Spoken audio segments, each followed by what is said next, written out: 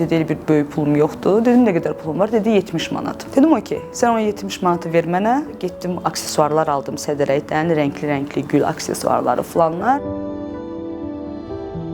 Anam onları saxlayır, arxasında da tarixi yazmışam ilk düzəltdiyim gün. 70 manatla başlayıb bura gəlib çatmaq mənim üçün doğrudan da çox böyük uğurdur.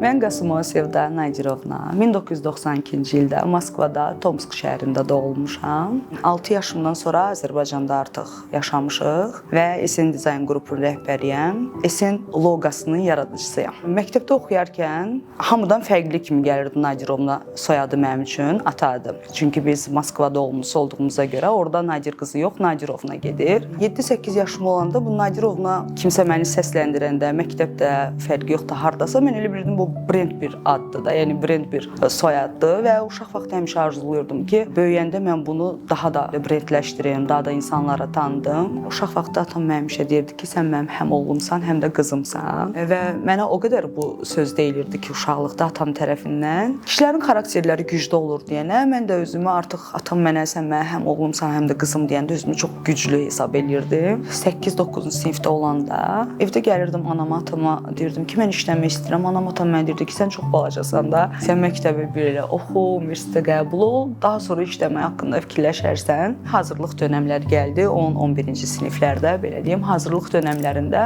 uşaqlar var idi ki, hazırlaşırdılar ki, universitetə qəbul olsunlar, hər hansı bir peşə sahibi olsunlar, amma mən istəyirdim universitetə qəbul olum və işləyim. Və başlayırdım o vaxtı, hələ 17 yaşım olanda hazırlıqlara gedən zaman kompüter kurslarına getməyə. O vaxtı da ən vacib olan proqramlar Word, Excel idi. Onları daha çox öyrənmək istəyirdim ki, universitetə qəbul olandan sonra bəlkə kompüterdə hər hansı bir yerdə işləyə bilərəm və elə də oldu. Universitetə qəbul oldum, Rəssamlıq Akademiyasına oxumuşam, oranı bitirmişəm. Artıq 10 gün idi mən universitetə gedirdim. O vaxtda sentyabrın 5 idi universitet. Sentyabrın ardasa 17-si mən işə düzəldim və evdə də heç kim bilmirdi. Necə bir iş idi? Səhər universitetə gedirəm, günorta universitetdən çıxıram. Saat 3-dən də 6-ya qədər sadəcə kompüterdə həmin şirkətə gələn malların mədaxilləri, məxaricləri bunları yazmaq lazım idi. O da bir qrup yoldaşımın sayəsində oldu. Onların bir tanış yerləri idi. Gəldim orada, dedim mən kompüteri falan çox yaxşı bilirəm. Bəs məni işə götürərsiniz. Baxdılar balaca uşağam. Dedilər, inanmıram sən yaxşı biləsən bizə lazımdır. Dedim siz izah eləyin nələr lazımdır. Mən baxdım 1 saatın içində hər şeyi götürdüm və dedim siz verin bu gün ərzində nələr olubsa mən onları bütün kompüterə yazacağam da hər şeyi. Və mən onlara qeyd etmişdim ki, mən universitet oxuyuram. Mən saat 3-dən 6-ya qədər gələ bilərəm. Onlar üçün də elə sərf etmirdi. Çünki səhərdən axşama qədər orada olmaq lazım idi. Amma mən onlara dedim ki, siz narahat olmayın da mən bunu 1 saat içində edə biləcəm. Onlar belə deyim, balaca bir imtahan kimi keçirdilər və gördülər ki, gün ərzində nə satışlar olubsa, mən onu 1 saat içində kompüterdə rahat-rahat onlara təhvil verə bildim və onlarla razılaşdım. Və orada bir ay fəaliyyət göstərəndən sonra artıq birinci maaşımı aldım. Mənim atam Moskva bazarında bizneslə məşğul olub, meyvə-tərəvəz belə deyim, çox uğurlu bir işi olub. Amma bir dönəm gəldi ki, artıq orada bir problemlər yarandı, böyük problemlər atamın işində və demək olar ki, fəaliyyəti tam dayandı və bizdə də biraz çətinliklər yarandı. Nəysə, artıq bir aydan sonra evdən bildilər ki, mən işləyirəm və istəyirdim ki, evə bir köməkliyim dəysin, nəsə eləyim. Çünki mənim bir bacım 7 yaşından şəkərdir, qorxudan şəkər tutub və biraz ailə durumumuz o dərəcədə də ürək açan deyildi. Artıq atam da fəaliyyətini dayandırmışdı, iş fəaliyyətini və Moskvadan artıq Azərbaycana gəlmişdi. Həmişə də o da işləyən bir insan olub və kişilərin də o depressiyaya düşdüyünü mən birinci dəfə onda gördüm ki, atamın da o belə depressiyada olduğu vaxtları, zamanlar idi. Düzü ilk öncə razı olmadılar, dedilər, elə bir ehtiyac yoxdur falan, amma mən bilirdim ehtiyac var. Sadəcə mən uşaq olduğuma görə mənim üzərimə belə yük atmaq istəmirdilər, amma yenə də mən özüm istəyirdim ki, onlara köməklik eləyim və 18 yaşımdan bugünə qədər işləyirəm. 2 il orada işlədim və artıq 2 il işlədiyim zamanda da məsələn satışlar var idi ki, onlara da mən müdaxilə eləyirdim, oradan faizlər götürürdüm. Artıq biraz maaşım daha çox qalxmışdı və istədiyim kimi evə köməklik eləyə bilirdim.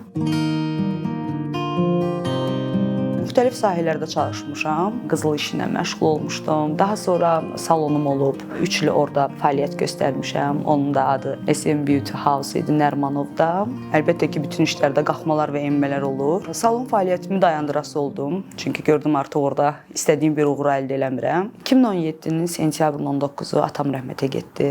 Atam rəhmətə gedəndən sonra artıq bir daha mən qərarlı oldum ki, SN, yəni Sevda Nadirovna və bunun ikinci ailə içində hamının bildiyi adı Solmaz Nadirdir. Mənim anamın adı Solmazdır, atamın adı Nadir olub və bu loqanı artıq hər hansı bir işdə də olsa fəaliyyətini davam elətdirim və 2018-ci ildə artıq qeyd etdiyim kimi bu işə başladım.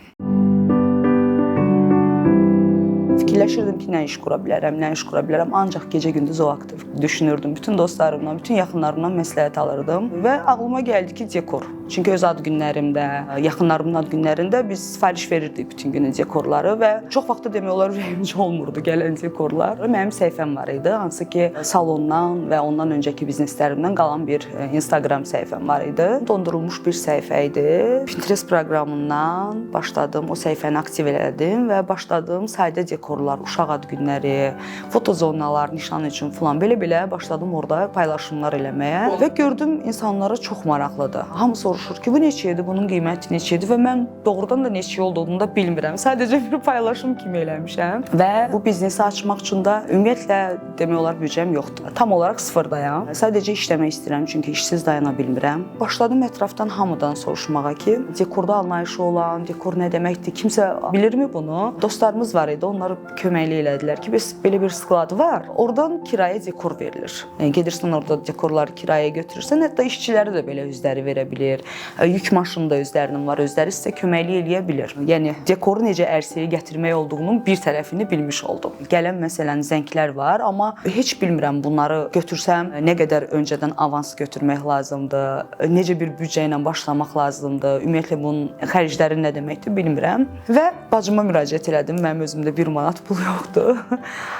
Bacıma müraciət elədim ki, mənə pul lazımdır, bəs mən yeni iş qururam. Dedilər, nə iş qurursan? Dedim, dekor şirkəti və səhifəni də artıq görürlər, 2 gündür paylaşım eləyirəm. Dedi, bir böyük pulum yoxdur. Dedim, nə qədər pulum var? Dedi, 70 manat. Dedim, okey, sən o 70 manatı ver mənə, mən bir həftə içində o pul sənə qaytaracağam. Həm də vəziyyət də o qədər belə, deyim ki, acınacaqlıdır da, yəni. O 70 manat da həmin vaxtda bizim üçün çox böyük bir puldur. 70 manatı götürdüm bacımla. Mən bilirdim ki, Sədərəkdə, məsələn, hər hansı bir xırda aksesuarlar satılır. Gedib onlardan almaq istəyirdim. Yəni burada büdcənin 70, 25, 50 manat olması deyildi. Sadəcə bir özümü sınamaq üçün görüm mən nəsə düzəldə bilirəmmi, nəsə yarada bilirəmmi. Və qeyd etdiyim kimi yenə də SN olmalıydı. Getdim adi bildiyimiz kardon, o da marketlərin yanından keçəndə gördüm kardon kutu var, onu götürdüm oradan. Getdim aksesuarlar aldım Sədərəkdən, renkli gül aksesuarları falanlar. Gəldim evə, xırda detallar düzəltdim. Məsələn, S çəkirdim kardonun üzərində, ora muncuqları yapışdırdım. Sonra N, anam onları saxlayır, arxasında da tarixi yazmışam ilk düzəltdiyim gün və indiyənə qədər də saxlayır onları.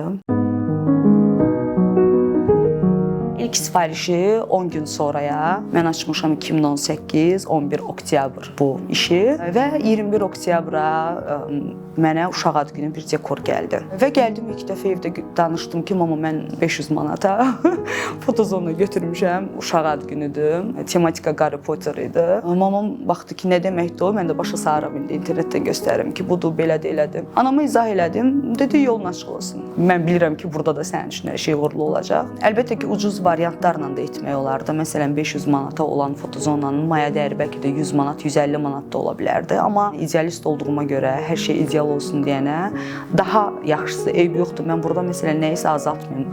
Əksinə müştəri ilə danışmadığım orada o qədər çox şey etmişdim ki, masanın üzərinə aksesuarlar qoymuşdum falan. Onları da getdim elə o müştəridən hansı ki, bu ilk dəfə sifarişi götürəndə avans götürmüşdüm. Onunla Sədərəyə gedib o ilk dəfə mən o şamları alanda həm çox belə qürur verici bir şeydir.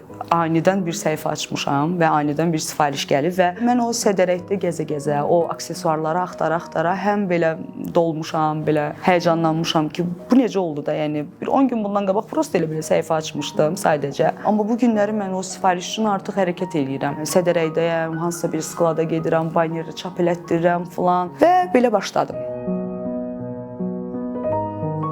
Artıq 8 ildir fəaliyyətdəyəm və fikirləşirəm ki, 70 manatla başlayıb bura gəlib çatmaq mənim üçün doğrudan da çox böyük uğurdur. Bəzi adamlar, məsələn, insanlar, adi sizin səhifənizdə də görmüşəm ki, kimsə yazanda ki, məsələn, mən 100 manatla, 25 manatla hər hansı bir biznesdə gəldim, belə bir uğurlar əldə elədim. İnsanlar tərəfindən yazılar olur ki, bu mümkün deyil. Amma mən buradan qeyd etmək istəyirəm ki, bu mümkündür. Əsas orada büdcə deyil. O 70 manat, 700 manat, 7000 manat fərqli bir büdcələr ola bilər. Mənə görə əsas insanın öz-özünə güvənməsi, öz-özünə inanmasıdır və mən həmişə özümə inanmışam. Düzdür, mən 70 manatla başlayıb, əla, möhtəşəm gəlib bura çatmamışam. Çox olub ki, məsələn, artıq 3-4 ildir fəaliyyət göstərirdim ki, bir restoranla belə deyim, anlaşmamız var idi. Onlar üçün əlimizdə olan bütün mallardan istifadə edib dekorlar qurduq. Biraz borclandım və həmin vaxta görə bir böyük büdcə idi. Nəyimiz var idisə hamısını qoydum o işə, amma elə oldu ki,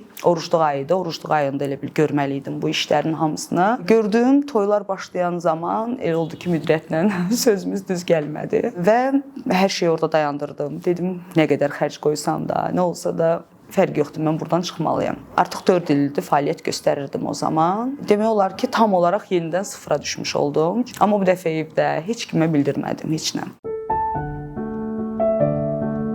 Bilirdim ki, yenə də mən buradan qalxa biləcəm. Düzdür, yay ayları idi, elə bu vaxtlar idi. Məhərrəmlik ayı olanda bizdə çox işlər olmur. Biz demək olar ki, belə deyim də, artıq yeni sezona hazırlıq işləri görürük. Toylar falanlar çox az olur. Və işçilərin hamısına gəldim, dedim ki, artıq məndə bir büdcə yoxdur, sizə veriləcək bir maaş. Mən artıq demək olar ki, dayandırıram. İşçilərə elə qeyd etdim, amma özüm bilirdim ki, mən dayandırmayacağam. Sadəcə gündəlik işçilərin gəlib getməsi üçün və yaxud da ki, yemək, abed pulları falan, nə bilim, bu şeylər var və bilirdim ki, bunları eləyə bilmirəm hal-hazırda. Amma işçilərim mənim yanımda olan daimi işçilərim, sağ olsunlar, onlara təşəkkür edirəm. Həmişə düzdür özlərinə demişəm, buradan da bildirmək istəyirəm. Onlar heç vaxt məni tək qoymadılar. Nə qədər onlara desəm ki, artıq məsələn fəaliyyət göstərə bilmirəm, bir büdcəm yoxdur. Dedilər, Sevda xanım, eybi yoxdur. Səhər oyanırdım ki, uşaqlara zəng eləmirdim, hardasınız. Bir də gördüm özləri yığırdı. Sevda xanım, gəlin işləyək biz. Yay vaxtı idi. Qarpız almışıq keçən, mən də qarpızı çox sevirəm. Əsəbləşirdim ki, siz niyə işə gəlmisiniz? Axı mən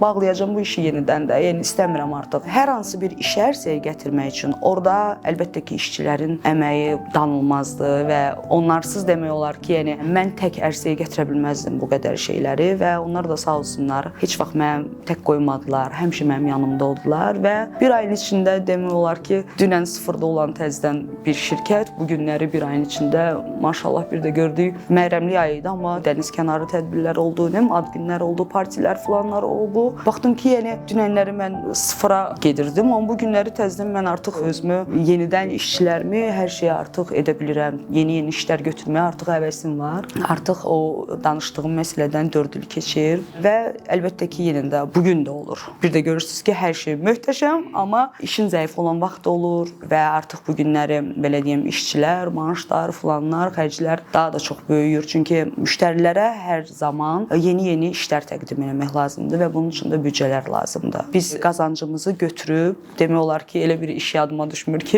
hər hansı bir böyük bir məsələn qazancım olsun orada, onu sırf özümə götürüm ki, bu mənim pulumdur. Elə bir şey olmuyor. Biz onu götürürük, yeni layihələr üçün, yeni işlər üçün təzədən pulu yatırım edirik.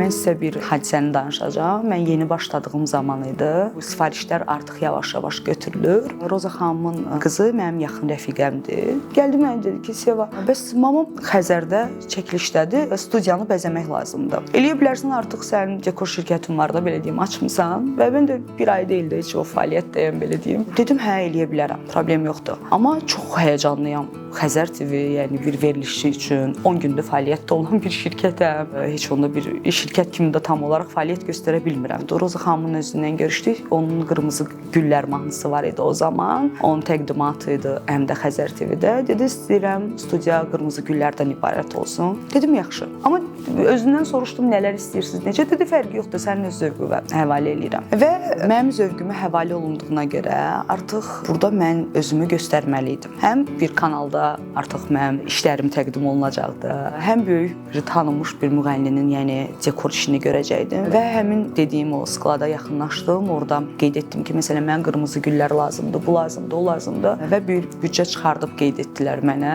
Düzdür, həmin zamana görə o büdcə məni heç belə qane etməyən bir büdcə idi, amma dedim fərqi yoxdur. Mən yenə də risk edəcəm. Tam olaraq bir masa necə bəzənilir, tam olaraq studiya necə bəzənilir onu bilmirdim və öz zövqümə uyğun studiyanı çox gözəl bəzədik. Elə oldu ki, bizə orada zaman da az verdilər. Studiya bəzəməsi üçün bilmirdim. Səndə 1-2 saat vaxt verilir ki, gəldin, hər şeyi qurub çıxmalısan. Yenə də işçilər köməkliyi ilə, yəni hansı ki o qeyd etdiyim insanlar tərəfindən bir dəstəklə gəldik, oranı qurduq və saat 6-da efir başlamalıdır. Çox həyəcanlıyam. Gözləyirəm Roza xanım gəlsin, aparıcı Zaur bəy idi, o gəlsin, görək bunlar nə reaksiya verəcəklər, necə olacaq və bilmirəm də, yəni görəm mən doğrudanmı yaxşı etmişəm, yoxsa mən baxıram, mənim xoşuma gəlir hər şey.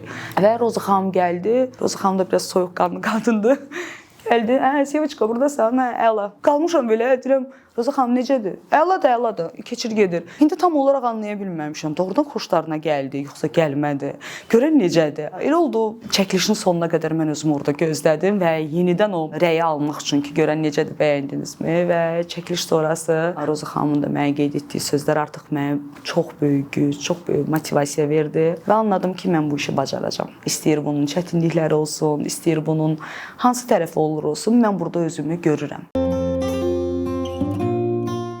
Çox fəaliyyətlərimdə SN loqosundan istifadə etmişəm, amma ən uğurlu SN Dizayn qrupda oldu.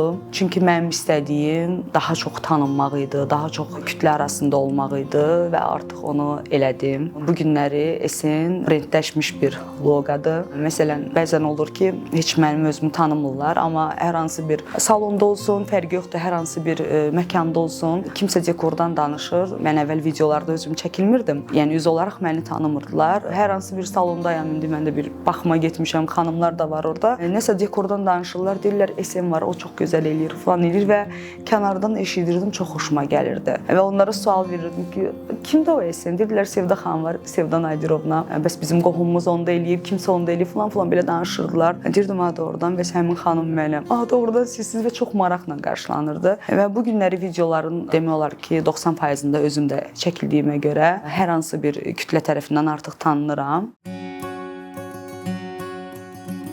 Bu gününə qədər də mən işimi çox sevirəm və elə bir günlər olur ki, biz sutkalarla, neçə günlərlə yatmırıq və heç vaxt yorulmuram. Düzdür, mənəvi olaraq yorulduğum günlər olur, amma heç vaxt usanmıram, bezdim, yoruldum. Yəni belə bir şey yoxdur. İlk saniyədən də heç vaxt olmuyor. Çox həvəslə, çox belə maraqla bu işə başlamışam. Özümü də demək olar həmişə bu işdə görürəm. İndi inşallah bilmirəm necə olacaq. Əlbəttə ki, yaxşı olar hər şey və həmişə də bu işimdə uğurlarımın çox olmasını istəyirəm və 8 il fəaliyyətim olub. Əlbəttə ki, burada danışanda o 8 ildə mən nələr yaşamışam, hamısını bir-bir danışmaq olmur. Bu günləri insanların yaşama həvəsləri müxtəlif yerlər ola bilər, müxtəlif işlər ola bilər. Mənim üçün də bu iş məni hər gün cavanlaşdırır, hər gün canlandırır. Mən məsələn keyfsiz olduğum bir anlar olur. İşə gələrəm, işə girəndə gülümü, çiçəyimi, nə isə görəndə artıq hər şeyi unutdum. Dekorlarımı görəndə mənim üçün hər şey geridə qalır. İşdən çıxanda artıq nə isə fikirləşə bilərəm. Məncə bir qadın üçün də ən gözəl işlərdən biri budur. Çünki gözəlliklər yaradırıq, gözəl işlər ərsəyə gətiririk.